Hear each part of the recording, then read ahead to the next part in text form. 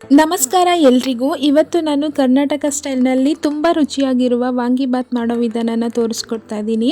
ಮಧ್ಯಾಹ್ನದ ಲಂಚ್ ಬಾಕ್ಸ್ಗೆ ಅಥವಾ ಬೆಳಗಿನ ಬ್ರೇಕ್ಫಾಸ್ಟ್ಗೆ ಇದು ಬೆಸ್ಟ್ ಆಪ್ಷನ್ ಅಂತಲೇ ಹೇಳ್ಬೋದು. ಬನ್ನಿ ಇಷ್ಟೊಂದು ಈಸಿಯಾಗಿ ಅತಿ ಕಮ್ಮಿ ಸಮಯದಲ್ಲಾಗುವಂತಹ ಹೋಟೆಲ್ ಸ್ಟೈಲ್ನಲ್ಲಿರುವಂತಹ ವಾಂಗಿಬಾತ್ ರೆಸಿಪಿನ ಹೇಗೆ ಮಾಡ್ಕೊಳ್ಳೋದು ಅಂತ ನೋಡೋಣ. ಮೊದಲಿಗೆ ಒಲೆ ಮೇಲೆ ಒಂದು ಕಡಾಯಿನ ಇಟ್ಕೊಂಡು ಇದಕ್ಕೆ ಸ್ವಲ್ಪ ಎಣ್ಣೆನ ಜಾಸ್ತಿನೇ ಸೇರಿಸ್ಕೊಳ್ಬೇಕಾಗುತ್ತೆ. 3ರಿಂದ 4 ಟೇಬಲ್ ಸ್ಪೂನಷ್ಟು ಎಣ್ಣೆನ ಸೇರಿಸ್ಕೊಂಡು ಅದಕ್ಕೆ ಸ್ವಲ್ಪ ಸಾಸಿವೆನ ಸೇರಿಸ್ಕೊಂಡಿದ್ದೀನಿ. ಹಾಗೆಯೇ 1 ಟೇಬಲ್ ಸ್ಪೂನಷ್ಟು ಕಡಲೆ ಬೀಜ, ಹಾಗೆ 1 ಟೀ ಸ್ಪೂನಷ್ಟು ಕಡಲೆಬೇಳೆ, ಹಾಗೆ ಒಂದು ಅರ್ಧ ಟೀ ಸ್ಪೂನಷ್ಟು ಉದ್ದಿನ ಬೇಳೆನ ಕೂಡ ಸೇರಿಸ್ಕೊಂಡು ಇವೆಲ್ಲನೂ ಸ್ವಲ್ಪ ಕ್ರಿಸ್ಪಿ ಆಗೋವರೆಗೂ ಫ್ರೈ ಮಾಡ್ಕೊಂಡಿದ್ದಾದಮೇಲೆ ಇದರೊಟ್ಟಿಗೆ 1 ಮೀಡಿಯಮ್ ಸೈಜ್ ಈರುಳ್ಳಿನ ಈ ರೀತಿ ಕಟ್ ಮಾಡಿ ಸೇರಿಸ್ಕೊಂಡಿದ್ದೀನಿ. ಹಾಗೆ ಇದ್ರ ಜೊತೆಗೆ ಸ್ವಲ್ಪ ಕರಿಬೇವಿನ ಸೊಪ್ಪನ್ನು ಹಾಕಿ ಇದನ್ನು 1 ನಿಮಿಷ ಚೆನ್ನಾಗಿ ಫ್ರೈ ಮಾಡ್ಕೊಳ್ಳೋಣ. ಯಾರಾದರೂ ಹೊಸದಾಗಿ ನಮ್ಮ ವಿಡಿಯೋನ ನೋಡ್ತಾ ಇದ್ದರೆ ನಮ್ಮ ಚಾನಲ್ನ ಸಬ್ಸ್ಕ್ರೈಬ್ ಮಾಡಿಕೊಂಡು ಸಪೋರ್ಟ್ ಮಾಡಿ. ಇದನ್ನೆಲ್ಲ 1 ನಿಮಿಷ ಚೆನ್ನಾಗಿ ಫ್ರೈ ಮಾಡ್ಕೊಂಡಿದ್ದಾದಮೇಲೆ ಇದ್ರ ಜೊತೆಗೇ ನಾನಿಲ್ಲಿ 1 ಮೀಡಿಯಮ್ ಸೈಜ್ ಬದನೆಕಾಯಿನ ಈ ರೀತಿ ಕಟ್ ಮಾಡಿ ಸೇರಿಸ್ಕೊಳ್ತಾ ಇದ್ದೀನಿ. ನೀವು ಚಿಕ್ಕದಾಗಿ ಕೂಡ ಕಟ್ ಮಾಡಿ ಸೇರಿಸ್ಕೊಳ್ಬೋದು. ಈ ಬದನೆಕಾಯಿನ ಈ ಒಗ್ಗರಣೆಯಲ್ಲಿ 2ರಿಂದ 3 ನಿಮಿಷ ಚೆನ್ನಾಗಿ ಫ್ರೈ ಮಾಡ್ಕೊಳ್ಳೋಣ.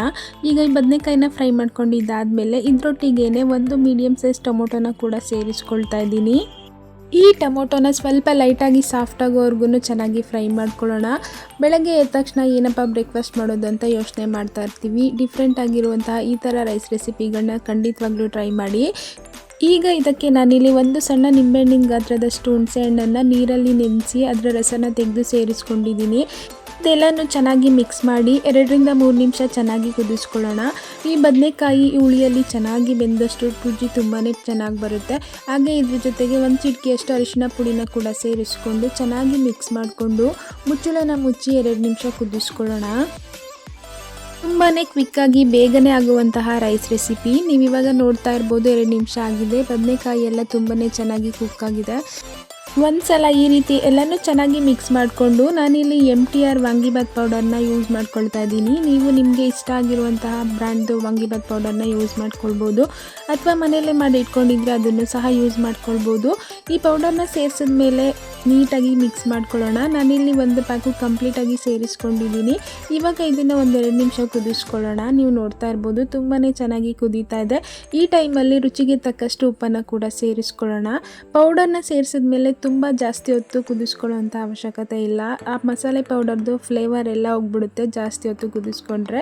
ಈ ರೀತಿ ಸಿಂಪಲ್ಲಾಗಿ ಲೋ ಫ್ಲೇಮ್ನಲ್ಲಿ ಚೆನ್ನಾಗಿ 2 ನಿಮಿಷ ಕುದಿಸ್ಕೊಂಡ್ರೆ ಆಯಿತು. ಗೊಜ್ಜನ್ನು ನೀವು 1 ವಾರ ಅಥವಾ 15 ದಿನದವರೆಗೂ ಇಟ್ಕೊಂಡು ಯೂಸ್ ಮಾಡ್ಕೊಳ್ಬೋದು, ಹಾಳಾಗೋದಿಲ್ಲ. ನೋಡ್ತಾ ಇದ್ದೀರಾ ತುಂಬಾ ಟೇಸ್ಟಿಯಾಗಿರುವಂಥ ವಾಂಗಿಬಾತ್ ಗೊಜ್ಜು ತುಂಬಾ ಸಿಂಪಲ್ಲಾಗಿ ಬೇಗನೆ ರೆಡಿಯಾಗೋಯ್ತು. ಈ ರೀತಿ ನೀವು ಸಹ ಗೊಜ್ಜನ್ನು ರೆಡಿ ಮಾಡಿ ಒಂದ್ಸಲ ಟ್ರೈ ಮಾಡಿ ನೋಡಿ. ಟೇಸ್ಟ್ ಅಂತೂ ತುಂಬಾ ಚೆನ್ನಾಗಿರುತ್ತೆ. ಈಗ ಎಷ್ಟು ಬೇಕೋ ಅಷ್ಟು ಗೊಜ್ಜನ್ನು ಉಳಿಸ್ಕೊಂಡು ಮಿಕ್ಕಿರುವಂತಹ ಎಕ್ಸ್ಟ್ರಾ ಗೊಜ್ಜನ್ನು ಒಂದು ಬೌಲಲ್ಲಿ ಎತ್ತಿಟ್ಕೊಳ್ತಾ ಇದ್ದೀನಿ.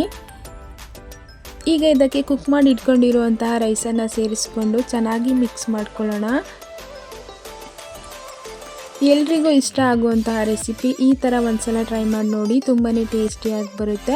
ಹಾಗೆ ಇದೇ ಥರ ನಮ್ಮ ಚಾನಲ್ಗೆ ಸಪೋರ್ಟ್ ಮಾಡಿ. ಹಾಗೆ ಈ ರೆಸಿಪಿ ವಿಡಿಯೋ ನಿಮಗೆ ಸ್ವಲ್ಪನಾದರೂ ಇಷ್ಟ ಆಗಿದ್ರೆ ಲೈಕ್ ಮಾಡಿ, ಶೇರ್ ಮಾಡಿ, ಕಮೆಂಟ್ ಮಾಡಿ. ನಮ್ಮ ಚಾನಲ್ನ ಸಬ್ಸ್ಕ್ರೈಬ್ ಮಾಡಿಕೊಂಡು ಸಪೋರ್ಟ್ ಮಾಡೋದನ್ನು ಮರಿಬೇಡಿ. ಮತ್ತೆ ಮುಂದಿನ ವಿಡಿಯೋದಲ್ಲಿ ಇನ್ನೊಂದು ರೆಸಿಪಿ ಜೊತೆ ಸಿಗ್ತೀನಿ. Thanks for watching.